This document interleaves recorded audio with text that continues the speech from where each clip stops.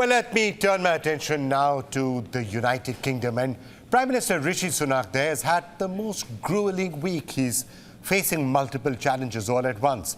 A cabinet reshuffle, a scathing letter from a sacked minister, a Supreme Court setback, and perhaps an internal party revolt all at the same time.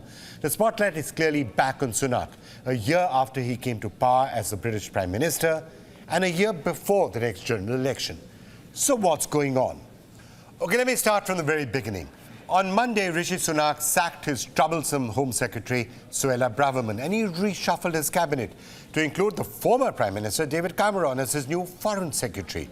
A day later, the sacked UK Home Secretary launched a scathing attack against Rishi Sunak, criticising him for being weak. She said Sunak broke promises made to the British people, which include reducing illegal migration. A week before she was sacked, she had criticised the police for alleged bias during protests, accusing them of favouring pro-Palestinian mobs. In an article she wrote, she expressed doubt that the protests were solely for Gaza, and she suggested they were an assertion of primacy by specific groups, particularly Islamists. The opposition Labour Party said that Braverman's comments were heightening tensions at pro-Palestinian rallies. It appears there was increased pressure on Sunak to remove Braverman from the cabinet. Rishi Sunak's decision to bring David Cameron on board has also provoked criticism, and that's because of the former British Prime Minister's warm ties with China, a closeness that is at odds with the current stance of Rishi Sunak's Conservative Party. His shock comeback has drawn mockery from opposition party leaders. The Labour Party leader has said, and I quote, "The Prime Minister obviously thinks so little of his own MPs that he has had to peel David Cameron away from his 7-year exile in a shepherd's hut and make him Foreign Secretary." On Wednesday, meanwhile, the UK Supreme Court ruled that the government's much-hyped immigration plan, one that involved sending refugees to Rwanda, was unlawful.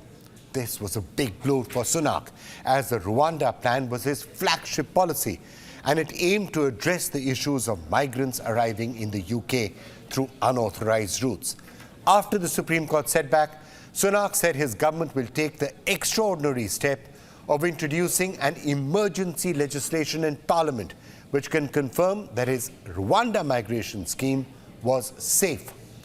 Stop the boats, a call towards curbing the inflow of asylum seekers into the country, was among the major promises which the Tories had made ahead of the last general elections.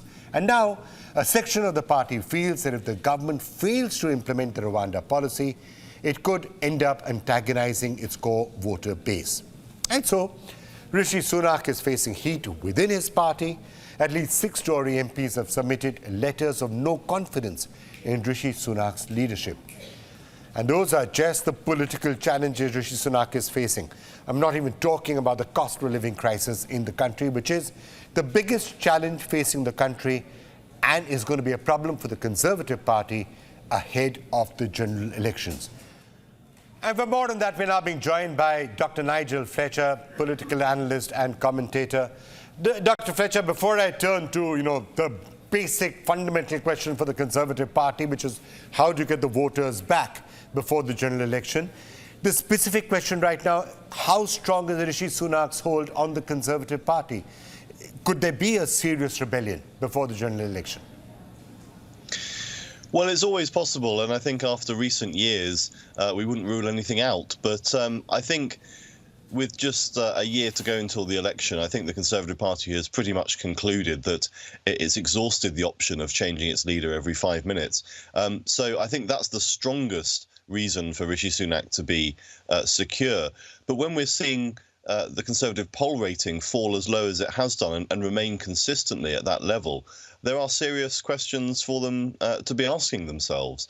And so that's the reason I think that some of this disquiet has been voiced. It's the fact that the party is staring defeat in the face at this point, and unless something improves significantly in the next 6 months or so, then they are really going to be facing a very difficult situation at the next election.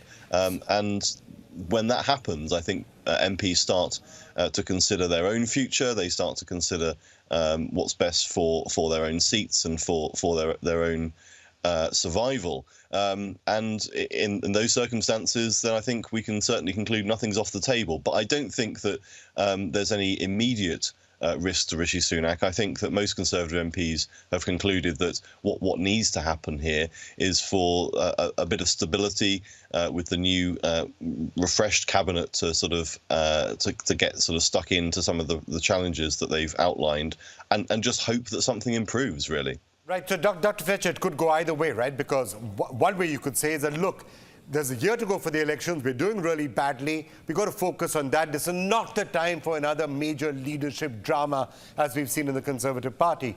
The other view would be for some MPs to say, hey, what do we have to lose? We're going to lose the election anyway. Well, exactly. I think that is the danger.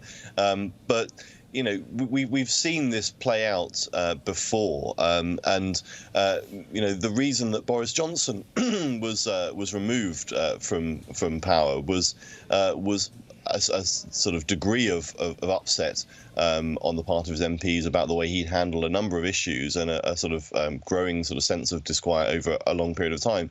But the catalyst for it happening really was the fall in poll ratings. That's what really upset Conservative MPs. So I think you're right that the danger for Rishi Sunak is that some Conservative MPs will just look at the situation and say, we have nothing to lose. We may as well roll the dice again and try something else. But I think my conclusion from looking at the last sort of year is that the public reaction, to a large extent, has been driven by their impression that the Conservative Party has just remained ungovernable.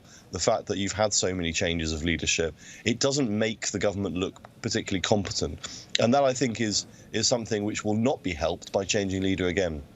All right, Dr. Fletcher, thank you so much for joining us. So, long-term worries for Rishi Sunak, but at least Dr. Fletcher seems to believe it's not something that is going to play out in the immediate future.